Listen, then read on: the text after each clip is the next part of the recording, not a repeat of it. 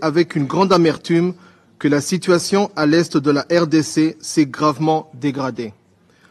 Le moment est venu pour que les paroles cèdent la place à des actes concrets.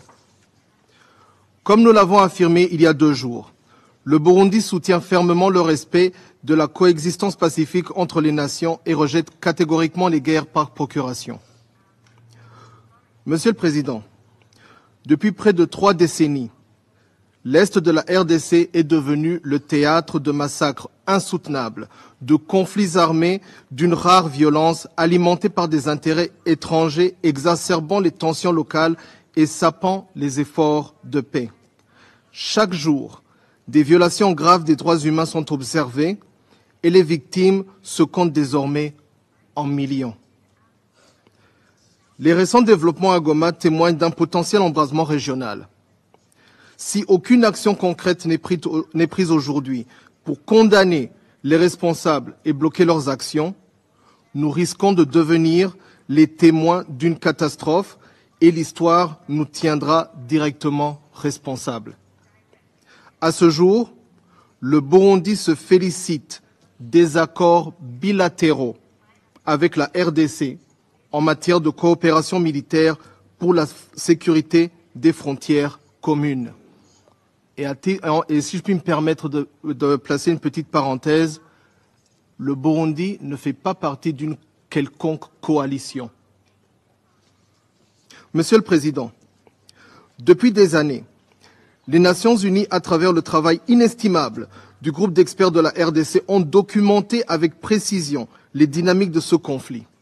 Des rapports multiples ont été présentés dans cette salle, soulignant l'implication d'acteurs extérieurs connus pour soutenir les groupes armés locaux, les violations flagrantes des droits de l'homme et le pillage systématique des ressources naturelles de la RDC. Combien de rapports supplémentaires faut-il avant que la communauté internationale et en particulier le Conseil de sécurité prenne ses responsabilités? Il y a 48 heures, au cours de notre intervention, nous nous sommes interrogés sur le silence assourdissant du Conseil de sécurité alors que des milliers de vies sont tragiquement perdues chaque jour. Où est la communauté internationale? Où est le Conseil de sécurité qui se montre si actif dans d'autres conflits? Devons-nous interpréter ce silence comme une sensibilité sélective? Comme l'a dit une fois Martin Luther King Jr., à la fin, nous nous souviendrons non pas des mots de nos ennemis, mais des silences de nos amis. Ne soyons pas les amis silencieux. Soyons du côté de la Charte des Nations Unies pour sauver l'ordre institué à San Francisco en juin 1945.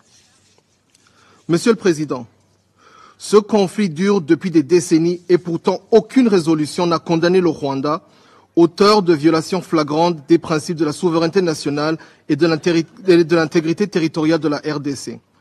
Le Rwanda ne nie même pas sa présence sur le terrain ni son soutien au M23, comme l'ont souligné plus des 3/4 des membres du Conseil lors de la dernière réunion. L'intégrité du territoire de la RDC ne peut être compromise et les incursions armées, les ingérences étrangères, le pillage systématique de ses ressources naturelles et les violations répétées de ses frontières doivent cesser immédiatement. Au regard de la situation sécuritaire humanitaire, le Burundi s'inscrit toujours du côté du plein respect du droit international et du droit international humanitaire.